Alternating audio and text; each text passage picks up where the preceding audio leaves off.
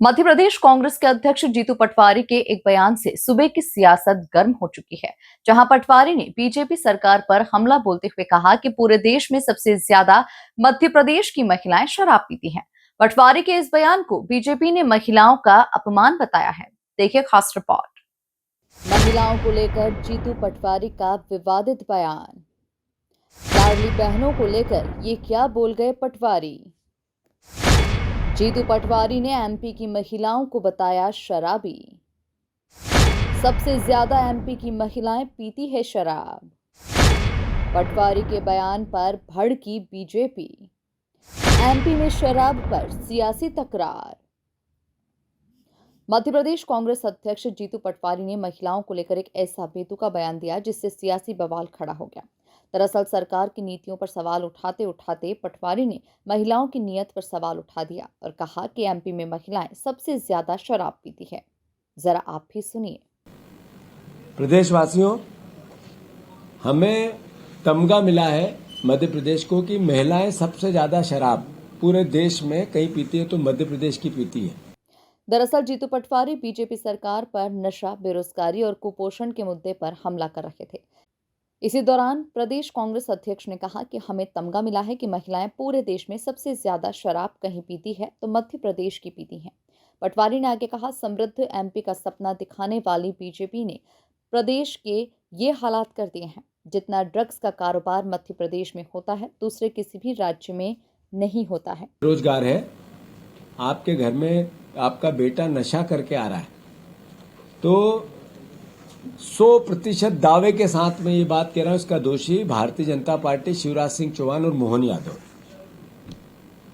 प्रदेशवासियों, हमें तमगा मिला है मध्य प्रदेश को कि महिलाएं सबसे ज्यादा शराब पूरे देश में कहीं पीती है तो मध्य प्रदेश की पीती है।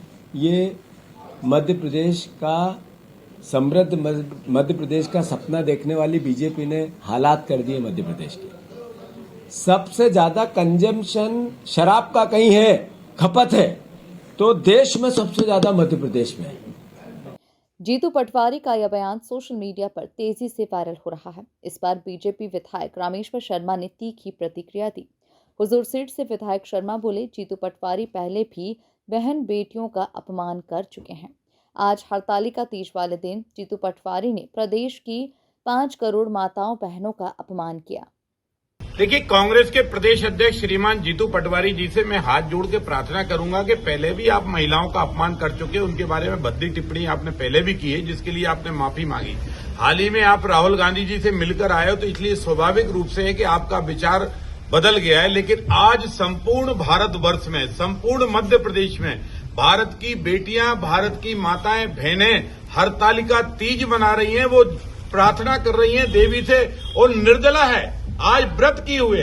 ऐसे समय पर मध्य प्रदेश की 9 करोड़ आबादी में से 4 करोड़ बहन बेटियां हैं। इन बहन बेटियों को सार्वजनिक तौर पर अपमानित करने का काम श्रीमान जीतू पटवारी जी आपने किया है। पटवारी जी, आपको माफी मांगनी पड़ेगी।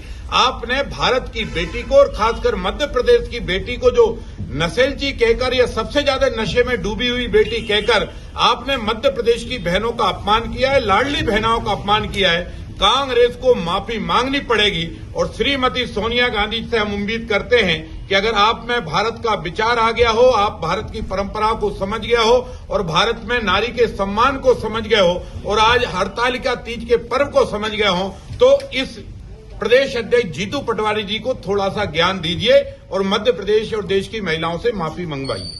बीजेपी प्रवक्ता नेहा बग्गा ने पलटवार करते हुए कहा कि जब किसी नेता की सोच खोखली होती है तो वह महिलाओं को बदनाम करने के लिए झूठे आंकड़ों का सहारा लेता है।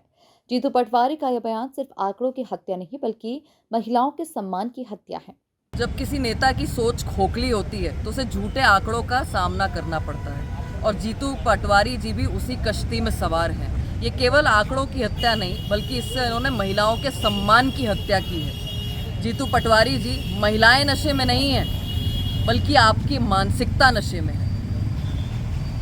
कुल मिलाकर एमपी की महिलाओं को शराबी बताकर जीतू पटवारी बुरी तरह से फंस गए हैं। वहीं भाजपा आक्रामक नजर आ रही है।